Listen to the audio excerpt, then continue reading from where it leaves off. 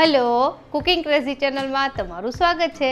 आज बनावीशुं बटेटानी तीखी अने मोड़ी वेफर अने आ वेफर छे एकदम क्रिस्पी कई रीते बने एनी बधी टिप्स साथे रेसिपी ने छेल्ले सुधी जोवानुं न चूकता। अने जो रेसिपी पसंद आवे तो विडियो ने लाइक अने चेनल ने सब्सक्राइब करवानुं न भूलता।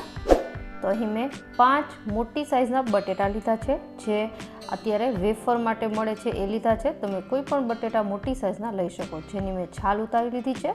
अने हवे आपणे आमांथी एनी चिप्स पाड़ीशुं। तो आवी रीते घरमां स्लाइसर होय एनाथी आनी चिप्स पाड़ी लेवानी अने आनी थिकनेस ए तमे जोई शको छो आवी जाडी थोड़ी हशे। हवे आवी रीते हुं बधी ज बटेटानी वेफर छे पाड़ी लईश। हवे आ तमे वेफर जोई शको छो अत्यारे के जेनुं पाणी छे ए सफेद छे, एनो मतलब के एनो स्टार्च छे घणो बधो छे। तो आपणे अत्यारे आ वेफरने 4 થી 5 वखत साफ पाणीथी धोवानी छे, जेनाथी बधो स्टार्च निकળી જાય। तो तमे जुओ 4 થી 5 वखत धोया पछी आ पाणी छे एकदम साफ देखाय छे। तो हवे अहीं आपणे आ बटेटानी वेफरने उकळता पाणीमां 5 થી 6 मिनिट माटे उकाळवानी छे। तो पाणी मैं पहेलेथी गरम करवा राखी दीधुं हतुं।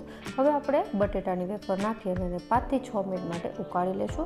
तमे ईच्छो तो आमां अत्यारे मीठुं नाखी शको छो, मैं अहीं मीठानो उपयोग नथी कर्यो।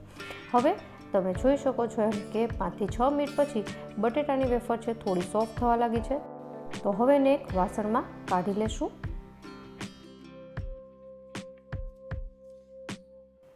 बधी ज वेफर छे काढी लीधा बाद हवे आपणे एक कॉटनना कपडामां पंखा नीचे आ वेफरने सुकववानी छे।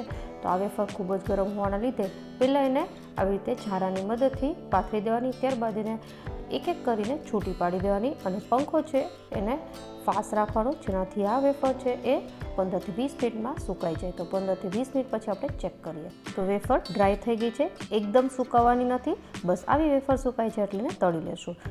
तो मीडियम गैसनी फ्लेम पर तेल गरम करी लीधुं छे, थोड़ो वेफरनो टुकड़ो राखी अने तरत उपर आवे एटले तेल परफेक्ट गरम छे। तो हवे आपणे आमां वेफर नाखी दईशुं। स्टार्टिंगमां आ वेफर ज्यारे तमे नाखशो तो तेलमां बबल्स आववा लागशे, कारण के वेफर छे ए पूरेपूरी सुकाई नथी, जस्ट खाली एनुं मॉइस्चर छे ए दूर थयुं छे। तो एटला माटे बबल्स छे ए साव बंध थई जाय आववाना त्यां सुधी आ वेफरने आपणे तेलमां राखवानी छे।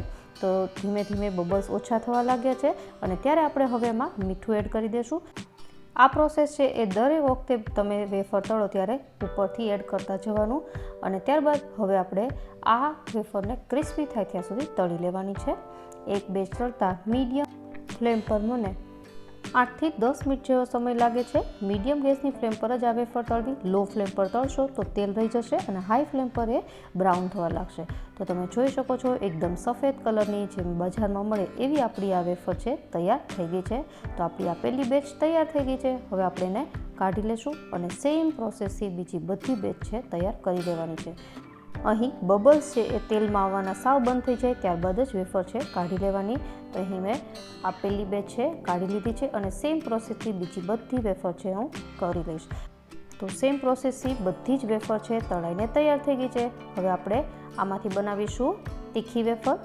તીખી વેફર બનાવતા પહેલાં થોડી મોડી વેફર છે આપણે અલગ કાઢી લેશું અને મીઠું નાખવાની કોઈ જરૂર નથી, આપણે તળવા ટાઈમે નાખીશું। तो આવી રીતે અડધી વેફર મેં કાઢી લીધી છે। હવે આપણે તીખી વેફર બનાવવા માટે મસાલો બનાવીએ। તો મસાલામાં કંઈ જ નાખવાનું નથી જાજુ। એક વાટકીમાં 1 ચમચી જેટલો લાલ મરચું પાવડર અને 1 ચમચી જેટલો ચાટ મસાલો છે એ બંનેને મિક્સ કરી દેવાનો। બસ આપણો આ તીખી વેફર માટેનો મસાલો તૈયાર છે। હવે આ મસાલો છે એ જે આપણે વેફર બનાવી હતી એમાં સ્પ્રિંકલ કરી અને મિક્સ કરી દઈશું તો આપણી આ તીખી વેફર પણ તૈયાર થઈ જશે।